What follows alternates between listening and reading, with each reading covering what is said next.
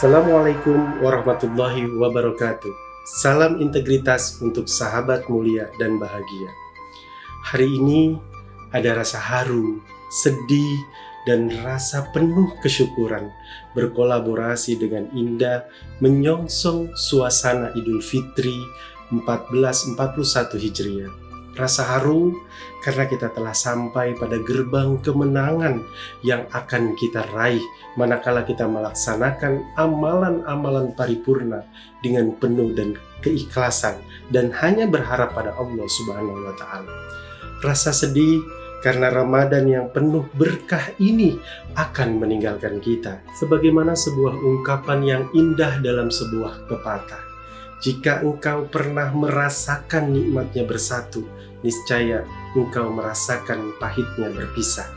Kita sedih ditinggalkan Ramadan, dan kita berharap agar Allah panjangkan umur kita sampai Ramadan yang akan datang dalam suasana dan keadaan yang lebih baik, sehat, dan penuh curahan rahmat dari Allah Subhanahu wa Ta'ala.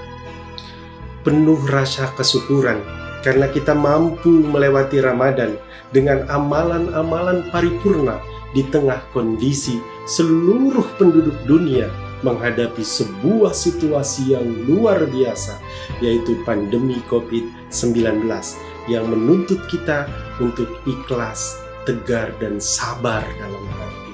Ada 3 makna kemenangan yang akan kita raih jika amalan Ramadan yang kita tinggalkan dengan penuh keikhlasan hanya mengharap ridho Allah Subhanahu wa Ta'ala. Kemenangan pertama adalah kemenangan ketika kita mampu menaklukkan nafsu. Bukanlah kemenangan ketika kita mampu mengalahkan orang lain, tetapi ketika kita mampu mengalahkan nafsu yang ada di dalam diri kita. Nafsu, ya nafsu, memiliki kecenderungan untuk menyimpang. Karena itu, dalam Islam terkandung anjuran kuat untuk mengendalikan nafsu. Memang manusia tak diperintahkan untuk memusnahkannya. Pilihannya hanya 2. Apakah kita menguasai nafsu atau justru kita dikuasai oleh nafsu? 2 pilihan ini pula yang menentukan apakah kita akan memperoleh kebahagiaan hakiki atau kita mendapatkan kesengsaraan yang abadi. Imam Al-Ghazali pernah mengatakan bahwa kebahagiaan adalah ketika seseorang mampu menguasai nafsunya. Kesengsaraan adalah saat seorang dikuasai oleh nafsunya.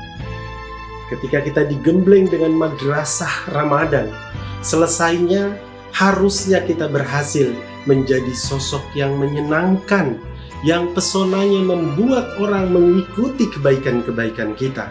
Kehadiran kita selalu diharapkan, bahkan mungkin dirindukan.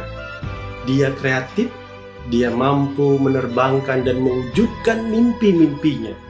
Bahkan mungkin kematiannya pun ditangisi dan didoakan oleh orang-orang yang pernah merasakan kebaikannya. Lalu makna yang kedua adalah kemenangan ketika kita mampu merefleksikan atau mengimplementasikan kebaikan yang ada di dalam Ramadan ini untuk kita terapkan pada bulan-bulan setelahnya. Ramadan menjadi seperti penggemblengan. Setelah digembleng, dalam hal ini manusia terbagi dalam 3 kelompok. Kelompok pertama adalah golongan yang tetap taat pada kebenaran dan kebaikan. Mereka menjadikan Ramadan sebagai ghanimah rabbaniyah atau hadiah termahal dari Allah Subhanahu wa Ta'ala untuk meraih takwa. Golongan yang kedua adalah golongan yang kembali kumat setelah Ramadan. Inilah orang-orang yang dijajah oleh nafsunya, dan dia selalu mengikuti nafsunya untuk kembali lagi menjadi orang-orang seperti biasa lagi ketika sebelum Ramadan. Lalu yang ketiga, golongan yang biasa-biasa saja, mau di bulan Ramadan mau di luar Ramadan bagi dia sama saja, tak ada yang istimewa. Dan golongan kedua dan ketiga ini setali 3 uang. Rugilah orang-orang yang memasuki dan mengakhiri Ramadan sementara dosanya tidak Allah ampuni. Hadis riwayat Tirmizi. Makna yang ketiga adalah ketika kita mampu mengambil sebuah kemenangan dengan mendapatkan predikat takwa dari Allah Subhanahu wa Ta'ala. Kita memiliki peluang utama untuk mendidik dan melatih diri kita secara efektif dan efisien untuk mampu dan menguasai serta mengamalkan Al-Quran. Bagi kita, melaksanakan puasa seharusnya mampu merapatkan diri kita dengan ikhlas bersama Al-Quran, sehingga kita akan dengan ikhlas pula melaksanakan berbagai amalan-amalan seperti tarawih, tilawah Quran, tadarus Al-Quran, dan tahfiz Quran, dan yang lainnya yang tentunya akan berdampak positif terhadap peningkatan ketakwaan kita untuk menyatu rohani dan jasmani kita dengan Al-Quran. Kalau kita sudah mampu melakukan semua amalan tadi dengan sempurna, insya Allah kita akan mendapatkan 3 makna kemenangan ini.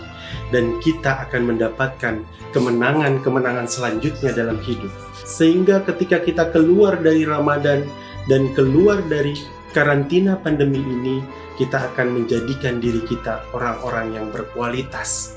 Kita seperti kupu-kupu yang bisa menebarkan kebaikan dimanapun. Dan kebaikan kita bisa bermanfaat untuk orang banyak. Terima kasih renungan Idul Fitri dari saya, dan saya akhiri billahi taufiq wal hidayah. Assalamualaikum warahmatullahi wabarakatuh.